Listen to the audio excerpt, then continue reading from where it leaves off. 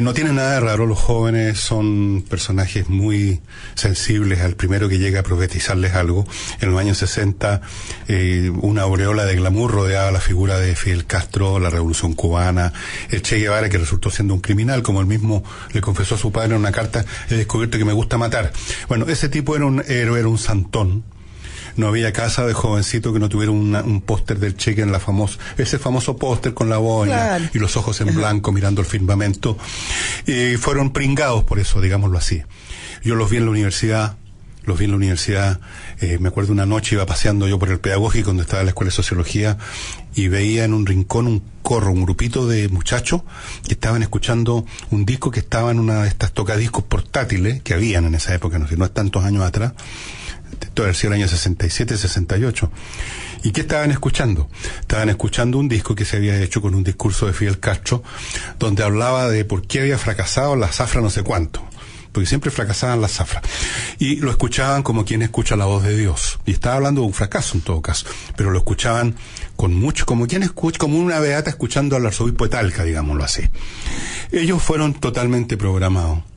Y que hayan seguido después toda su vida inmersos en el mismo universo emocional y intelectual no tiene nada raro, porque la inmensa mayoría de la gente no tiene capacidad intelectual suficiente para liberarse de la primera idea que les estamparon a fuego en sus pequeñas cabecitas cuando eran púberes o adolescentes. Así que no tienen nada de raro. Son muy raros los que siguen elaborando y pueden llegar a otra parte.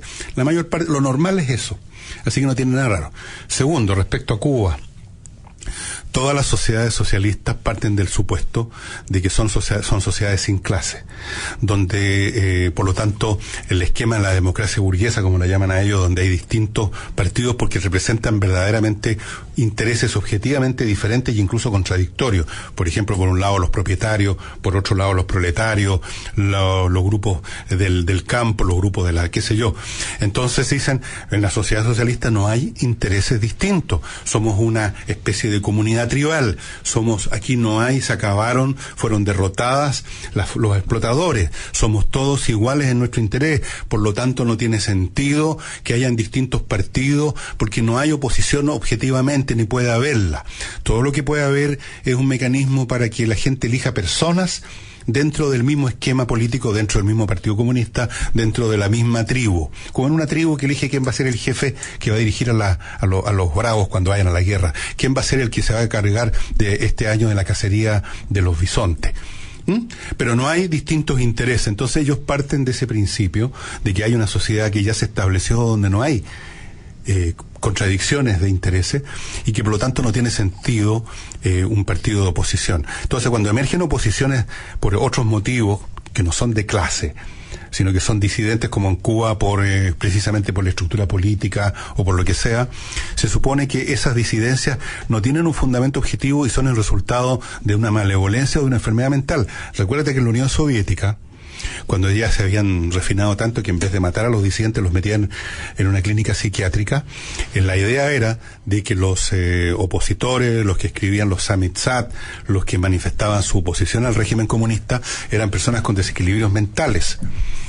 O eran agentes del imperialismo, una de dos. Y si tú tenías problemas mentales, todo esto lo escribía don Solzhenitsyn, pero en muchos libros, te mandaban a una clínica. Varios años, era en el fondo una manera de tenerte preso, para que te mejorara. Es un poco el mundo de George Orwell en 1984, exactamente lo mismo. Entonces, ellos están sumergidos en eso, porque partieron de jóvenes, y tú vas a ver que funcionan, como funciona un beato de cualquier religión, no los puedes jamás sacar de ese universo. Es el único que conocen, es el único que han conocido, nunca se movieron de ahí, han generado sus relaciones personales, emocionales, su identidad en función de eso. Y entonces pedirle que de repente se peguen el alcachofazo, que hagan un salto intelectual poderoso para examinar desde el principio lo que les metieron en la cabeza de niñito, casi como el bautizo, que tú bautizas a un niño, no tiene idea, eso no va a pasar, si eso no sucede.